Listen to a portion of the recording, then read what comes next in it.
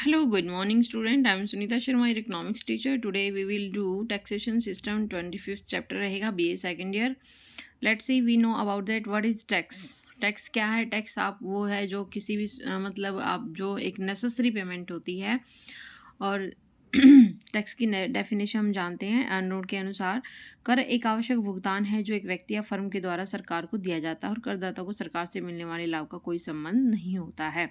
A tax is compulsory payment made by person और a firm to government without reference to any benefit the payer may drive from the government. ठीक है, next definition देखिए। According to Dalton, कर किसी सार्वजनिक सत्ता द्वारा लगाया गया एक अनिवार्य अंशदान है, भले ही इसके बदले में करदाता को अपनी उतनी सेवाएं प्रदान की गई हो या अथवा नहीं हो, या किसी कानूनी अपराध के दंड स्वरूप भी नहीं लगाया जाता है। ठीक है, टोटली टैक्स क्या है? एक नेसेसरी पेमेंट है, एक ऐसा भुगतान है जो हमें जो है सरकार को देना ही, गवर्नमेंट को पे करना ही पड़ता है।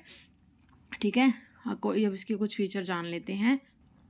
फर्स्ट देखिए, फर्स्ट पहला ही फीचर इसका आता है, यानी कि करेक्टरिस्टिक ऑफ टैक्स आती है, कंपलसरी पेमेंट है। नेक्स्ट आता है पब्लिक वेलफेयर है, और प्रत्यक्ष मन की पब्लिक वेलफेयर के लिए लगाया जाता है। प्रत्यक्ष लाभ का अभाव होता है, कर देने वाले कर के बदले में कोई हम प्रत्यक्ष रूप से डायरेक्ट रूप से कोई भी लाभ नहीं होता है। कर और लाभ का कोई आनुपातिक संबंध नहीं है, that no relationship between the tax and benefit. ठीक है, टैक्स और बेनिफिट के बीच कोई भी रिलेशन नहीं है। कर देना व्यक्ति का एक निजी दायित्व है, इसे पर्सनल रिस्पॉन्सिबिलिटी है। Payment of tax is a personal responsibility of an individual. ठीक है, एक निजी उत्तरदायित्व है, हर एक व्यक्ति का अलग से वो मतलब टैक्स देना एक निजी उत्तरदायित्व है, पर्सनल रिस्पॉन्सिबिलिटी है। नेक्स्ट आता है हमारे लीगल प्रोसीजर। ठीक है, लीगल प्रोसीजर है एक कानूनी तौर पर जो है ठीक ढंग से सब पर लागू किया जाता है कि प्रत्येक व्यक्ति को कुछ नियमों के अकॉर्डिंग जो है टैक्स चुकाना ही होगा, इसीलिए हम इसको एक नेसेसरी पेमेंट मानते हैं। That's a very important chapter for exam of you till MA level and important for exam, net exam, and MPTET, STET, everything was those students who are preparation for economics preparation मतलब competition exams की preparation कर रहे हैं, this chapter is very important for all student. ठीक है, अब इसके objective देखिए। ऑब्जेक्टिव क्या है? टू गेट इनकम को अर्न करना, टू रेगुलेट कंट्रोल करना नियम, और उसका एलोकेशन ऑफ रिसोर्सेज का एलोकेशन करना, डिस्ट्रीब्यूशन करना, इनकी विलासिता जो वस्तु है उनको हटाना, अनिवार्य रूप से मतलब जो उन पर अधिक उत्पादन में उनका जो रोक लगाना, और उन पर जो है टैक्स लगाकर जो है गवर्नमेंट किसी न किसी तरीके से विलासिता की वस्तुओं पर भी रोक लगाती है। नेक्स्ट पॉइंट नेक्स्ट पॉइंट है भाई रिडक्शंस ऑफ इनइक्वालिटी, इनइक्वालिटी को कम करना। नेक्स्ट पॉइंट है इकोनॉमिक डेवलपमेंट, इकोनॉमिक्स डेवलपमेंट है इनकी आर्थिक विकास की वृद्धि को बढ़ाना। ठीक है, नेक्स्ट पॉइंट आता है हमारा कंट्रोल ओवर प्राइजेस, इनकी जो कीमत वृद्धि होती रहती है, आजकल का जो टाइम है इतना जो इन्फ्लेशन आया हुआ है उनको नियंत्रण करने के लिए टैक्स जो है लगाए जाते हैं। अब मर्सग्रेव के अकॉर्डिंग देखिए इसकी जो क्या कैरेक्टरिस्टिक्स हैं, कई बार क्वेश्चन आ जाता है according to Musgrave, according to Adam Smith, मतलब ये आ जाता है कई बार क्वेश्चन। ठीक है, इसमें पॉइंट आप जान लीजिए। इक्वालिटी है, मिनिमम इंटरफेरेंस है, एंड निजी क्षेत्र की कुशलता पर प्रतिबंध है, check on influence of private sector. ठीक है, विकास के उद्देश्यों की प्राप्ति, सरल एवं स्पष्ट है, कम खर्चीला, अधिकतम सामाजिक लाभ है। ठीक है, उसके बाद हम देखते हैं next point, based on cannons of taxation, built in flexibility है, लोचील है, बैलेंस है। वैगनर द्वारा अच्छे प्रतिपादित करों के गुण क्या होते हैं? कि वैगनर क्वालिटी जो गुड टैक्सेशन, प्रोफेसर वैगनर के अनुसार एक अच्छी कर प्रणाली की निम्नलिखित कसौटी होनी चाहिए।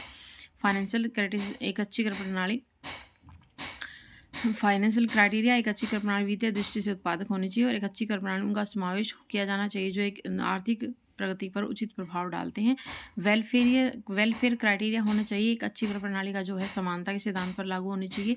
सुविधाजनक, बचतपूर्ण, सरल, कुशल, ये मेन पॉइंट हमें लर्न कर लेना इनको। कैनन ऑफ टैक्सेशन मैंने बोला था अभी मर्सग्रेव के अकॉर्डिंग, और अब हम पढ़ेंगे एडम स्मिथ के। एडम स्मिथ के अकॉर्डिंग क्या क्या दी गई इन्होंने, प्रत्येक राज्य की प्रजा जो सरकार की सहायता के लिए अपने हिस्सा अपनी योग्यताओं के अनुपात में देना चाहिए, और आय के अनुपात में कर देना चाहिए, जो क्रम से सरकार गवर्नमेंट को सुरक्षा प्रदान करते हैं। इनकी कैन ऑफ इक्वलिटी ली गई है। ठीक है, नेक्स्ट पॉइंट चलते हैं। नेक्स्ट पॉइंट आता है हमारा कैन ऑफ सर्टेनिटी। ठीक है, यानी कि प्रत्येक व्यक्ति जो कर देता है उनका मनमाना नहीं, निश्चित होना चाहिए भाई इतनी पेमेंट पर इतना टैक्स लगेगा। ठीक है, भुगतान का समय, भुगतान की विधि और भुगतान की जाने वाली करदाता को अन्य व्यक्ति को स्पष्ट होनी चाहिए। The tax which is individual to bound to pay out to be certain and non arbitrary, the time of payment, the manner of payment, the quantity to be paid ought to be clear and plain to be contributor and to every other person. ठीक है, एक certainty होनी चाहिए इसमें।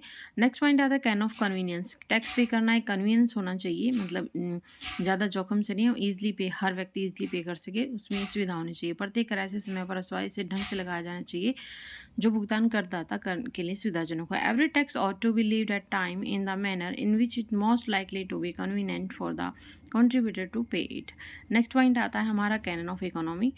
ठीक है, तो उसके बाद हम दूसरे एडम स्मिथ ने जो मॉडर्न थोड़े से पॉइंट दिए हैं। लोचशीलता का सिद्धांत है, उत्पादकता का सिद्धांत है, विविधता का सिद्धांत है, सरलता का सिद्धांत है, वांछनीयता का सिद्धांत है। वांछनीयता देखते जान लेते हैं कि किसी विशिष्ट उद्देश्य के लिए जो लगाया जाता है जिसमें उनकी वांछनीयता सिद्ध हो सके, जनता कर देते इसमें विरोध ना करे। ठीक है, उनको पता होना चाहिए भी किसी लिए टैक्स लग रहा है। ठीक है, लोचशीलता इसमें पाई जाती है। ठीक है, थोड़े मतलब चेंज हो सकता है। कैन ऑफ प्रोडक्शंस उत्पादकता का सिद्धांत है और परिवर्तनशीलता का सिद्धांत है, लोकप्रियता का सिद्धांत है। नेक्स्ट पॉइंट देखिए।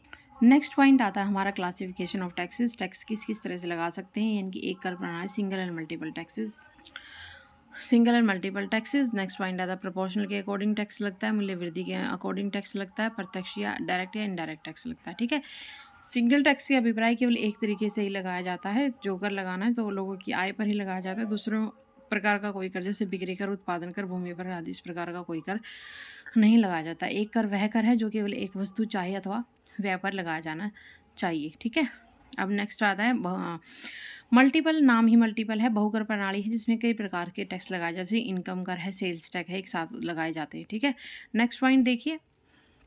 अनुपातिक, प्रगतिशील, प्रगतिगामी, अधोगामी कर।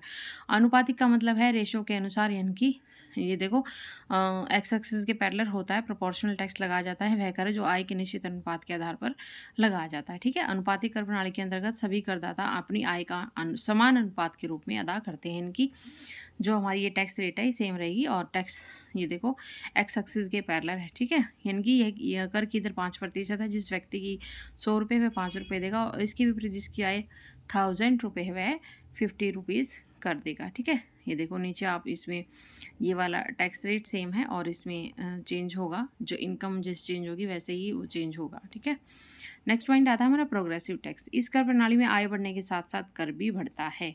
ठीक है, जैसे जैसे हमारी इनकम बढ़ेगी वैसे वैसे हमारा जो है टैक्स भी बढ़ता चला जाएगा। इसको देखिए डायग्राम के थ्रू कैसे देखते हैं। ये है हमारा प्रोग्रेसिव टैक्स। जैसे जैसे इनकम बढ़ेगी, देखो इस तरह से हम इसको कर सकते हैं। ये वाई एक्सिस है, ये एक्स एक्सिस है, इसको ऐसे करते चलो। जैसे जैसे इनकम बढ़ेगी टैक्स भी बढ़ता जाएगा। ठीक है, ये नीचे से ऊपर की ओर जा रही है लाइन। ठीक है, और अब देखिए प्रतिगामी कर प्रणाली। प्रतिगामी, this is very important point, regressive taxation. इस कर प्रणाली में कर की दर आय वृद्धि के साथ घटती जाती है, यानी कि जैसे जैसे कर में वृद्धि होगी आय में वृद्धि के साथ साथ घटती जाएगी वो। ठीक है, ये देखो रेशो इस तरह से है, ये लाइन ये नीचे इस तरह से है। जैसे जैसे इंक्रीमेंट होगा ये जो है कम होता चला जाएगा। ठीक है, इसकी ये रेशो है जो इसकी इम्पोर्टेंट बात है इसमें। ठीक है,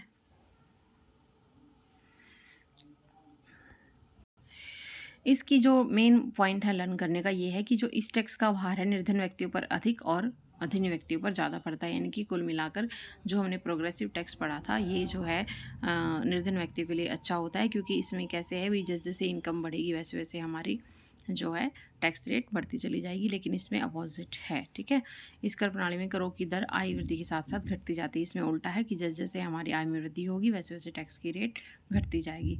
this is very important chapter for exam you भी। तो वीडियो को भी लाइक शेयर सब्सक्राइब जरूर कीजिएगा। 9560045954 ये मेरा व्हाट्सअप नंबर है, आप इसके साथ जुड़ सकते हैं और अपनी प्रिपरेशन कर सकते हैं। ठीक है, थैंक यू डियर स्टूडेंट।